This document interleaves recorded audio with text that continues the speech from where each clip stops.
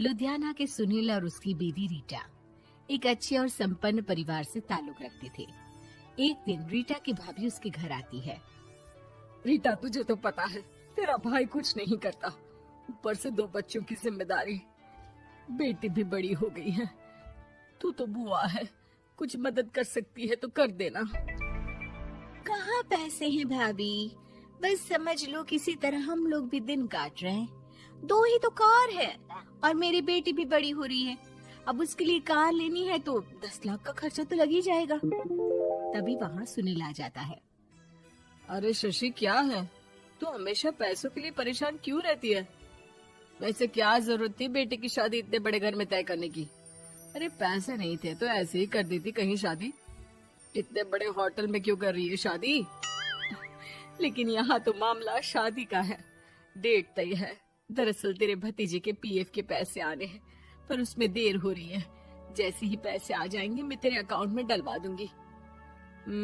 ठीक है, हम लोग सोचकर बताएंगे। तभी वहाँ भतीजा आ जाता है। फूफा जी, आप लोग ही मदद कर सकते हैं, वरना तो कैसे काम होगा समझ में ही नहीं आ रहा।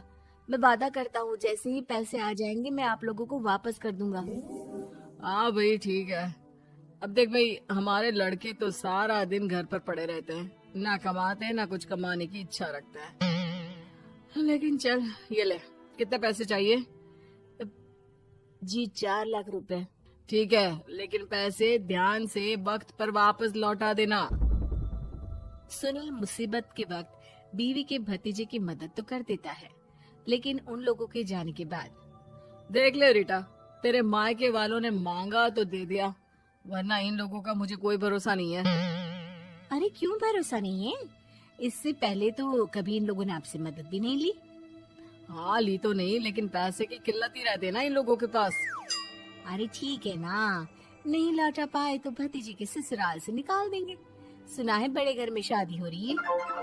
सुनील और रीटा पैसे तो दे देते हैं, लेकिन अगले रोज ही।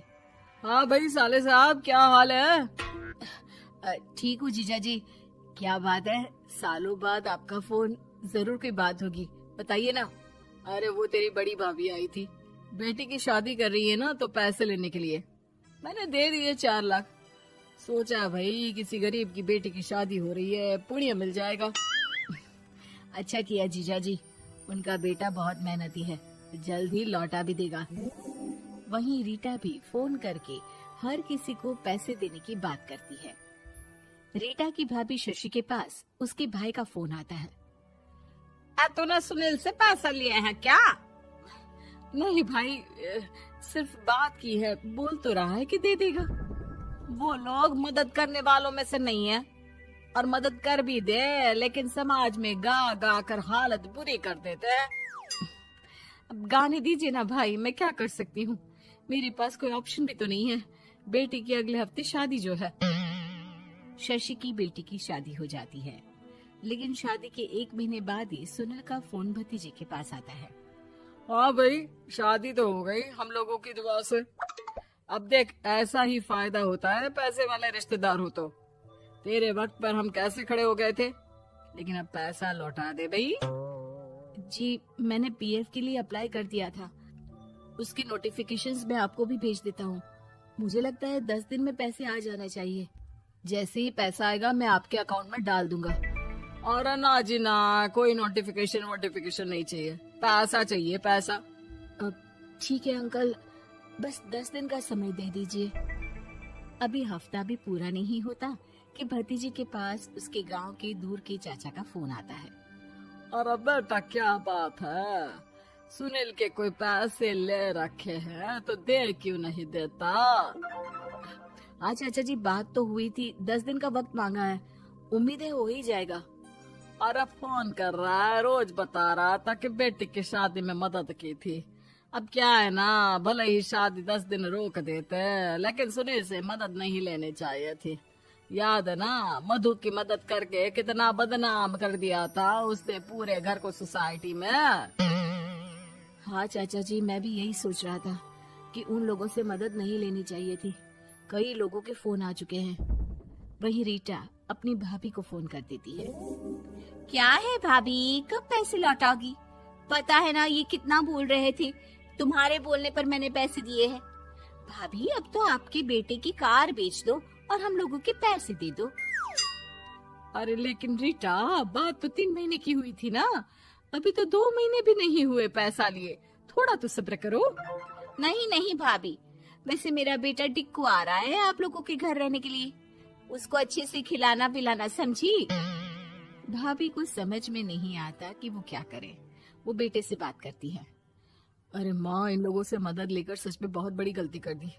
मुझे खुद समझ में नहीं आता कि कैसे इन लोगों के पैसे जल्द से जल्द दे दूं। तभी डोरबेल बजती है और रीटा का बेटा टिक्कू घर में आता है। आओ बेटा, मामी के घर पहली बार आए हो रहने?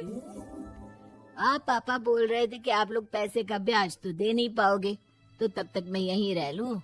और हाँ, मैं एसी के बिना नहीं सो पाता। आप लोग अपना देख लेना और पैसे जल्दी लौटा देना, क्योंकि मैं थोड़ा जल्दी जाना चाहता हूँ।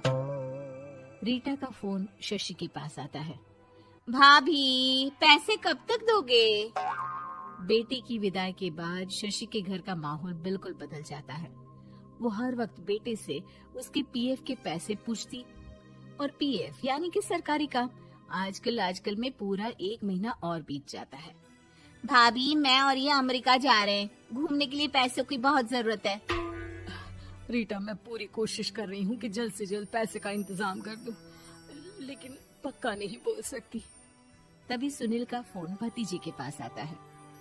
देख माना 3 महीने की बात हुई थी पैसे लौटाने के लिए, लेकिन अभी मुझे पैसों की काफी जरूरत है। मैं अमेरिका जा रहा हूँ, तो पैसे मैंने किसी से ब्याज में पकड़ लिए हैं। तू हर महीने 4 लाख का 20,000 ब्याज डाल देना मेरे अकाउंट में। सुनील फोन रख देता है, लेकिन भतीजा काफी परेशान हो जाता है। वो ऑफिस से शाम को घर आता है कि माँ पूछती है, क्या हुआ बेटा? बेटा माँ को सारी बात बता देता है।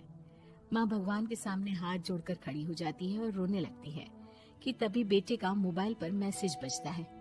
माँ, पीएफ के पैसे आ गए। और वो ऑनलाइन ही सुनील के पैसे वापस कर देता है। भला हो भगवान का। लेकिन आज एक बात तो समझ में आ गई, मदद हमेशा उन लोगों से लो जो मदद के बदले आपसे मदद में दी गई रकम ही वापस लें, ना कि समाज में आपकी इज्जत। दोस्तों, हमें उम्मीद है कि आपको हमारी ये कहानी पसंद आई होगी।